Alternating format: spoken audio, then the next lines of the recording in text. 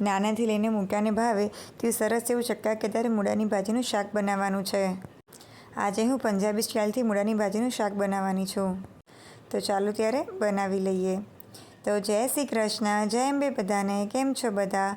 અહીંયા આગળ મેં 500 ગ્રામ મૂળા અને ભાજી લઈ લીધા હતા। તેને ધોઈને સમારી લીધા હતા। ત્યારબાદ મેં અહીંયા તેલ મૂકી દીધું હતું। વઘાર આવ્યો એટલે મેં તેમાં રાઈ, હિંગ અને થોડા મેથીના દાણા એડ કરેલા હતા। ત્યારબાદ મેં અહીંયા આગળ ડુંગળી, લસણ અને મરચાંની પ્યોરી બનાવી લીધી હતી। તેને પણ સરસ એવી સાંતળી લીધી છે। ત્યારબાદ તેમાં મેં ક્રશ કરેલા ટામેટાં પણ એડ કરી દીધેલા છે। તેલ સરસ છૂટું પડી ગયું છે અને ટામેટાં પણ ચડી ગયા છે।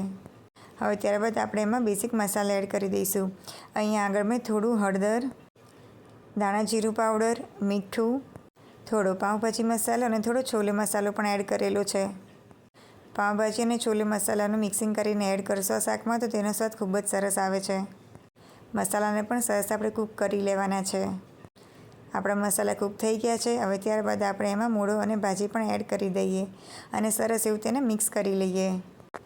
પહેલાં અમારા ઘરે બેસનવાળું મૂળાની ભાજીનું શાક બનતું હતું, પણ તે બાળકોને બિલકુલ નહોતું ભાવતું। જ્યારથી હું આ રીતથી મૂળાની ભાજીનું શાક બનાવું છું તો નાનાથી લઈને મોટા બધાને ભાવે છે। તો તમે પણ એકવાર ચોક્કસથી આ રીતથી ટ્રાય કરજો, બધાને ખૂબ જ ભાવશે અને પછી કોમેન્ટ કરીને મને જરૂરથી જણાવજો કે આ શાક તમને કેવું લાગ્યું। અહીંયા આગળ તમે જોઈ શકો છો કે આપણી મૂળાની ભાજી સરસ એવી ચડી ગઈ છે।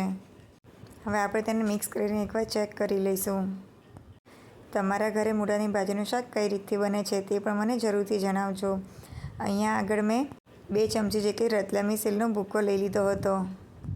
તેનો ટેસ્ટ આ શાકમાં ખૂબ જ સરસ આવતો હોય છે। તમે તેની જગ્યાએ સાદી સેવ પણ લઈ શકો છો। હવે આપણે તેને પણ સરસ એવું મિક્સ કરી લઈએ અને લાસ્ટમાં હું અહીંયા આગળ 2 ચમચી જેટલી ઘરની ફ્રેશ મલાઈ એડ કરું છું।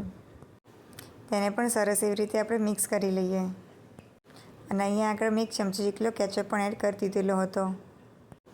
તમે આમાં કસૂરી મેથી પણ એડ કરી શકો છો। અહીંયા આગળ હવે મેં થોડો મરી પાવડર અને લાલ મરચું પાવડર પણ એડ કરી દીધેલા છે।